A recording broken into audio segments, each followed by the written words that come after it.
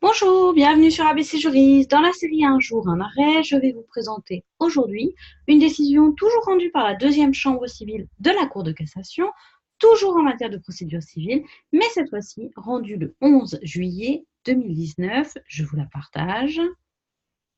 Voici. Et une décision qui concerne la chose jugée. Voici la décision. Alors, je la redescendrai plus tard pour que vous ayez tous les éléments d'information. Alors, que se passait-il en l'espèce? On avait un professionnel qui avait fait l'objet de contrôle de son activité de dentiste par le service du contrôle médical du régime général pour la période du 1er janvier 2009 au 31 décembre 2011. Les soins facturés à une patiente avaient aussi été vérifiés sur base du signalement de cette patiente. Elle s'était vue décerner trois contraintes, le chirurgien dentiste s'était vu décerner trois contraintes pour le recouvrement des indus correspondant à des anomalies de facturation concernant justement cette même patiente. Alors, quelle est la procédure maintenant? Le dentiste a donc saisi la juridiction de la sécurité sociale. Elle a formé opposition à la contrainte décernée le 4 décembre 2012. La Cour d'appel de Montpellier, dans un arrêt du 21 décembre 2018, a rejeté l'opposition. Le dentiste a donc formé un pourvoi en cassation. Quelle est la question qui était posée à la Cour de cassation? La Cour de cassation devait, en matière de procédure, déterminer si une décision de la juridiction du contentieux du contrôle technique pouvait avoir ou non autorité de la chose jugée.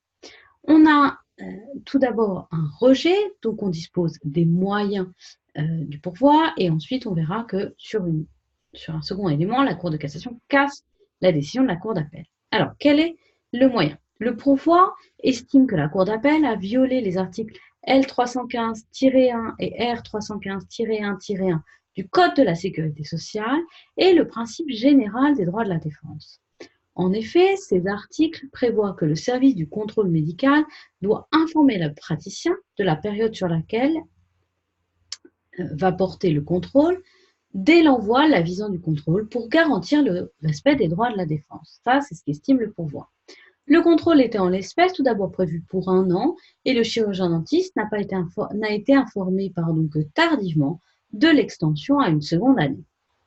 Que répond la Cour de cassation sur ce point? La Cour de cassation rappelle tout d'abord que selon les dispositions de l'article L315-1-5 du Code de la sécurité sociale, la procédure d'analyse de l'activité d'un professionnel de santé à laquelle procède le service du contrôle médical des organismes d'assurance maladie se déroule dans le respect des droits de la défense, dans les conditions définies aux articles R315-1-1 et R315-1-2 du même code.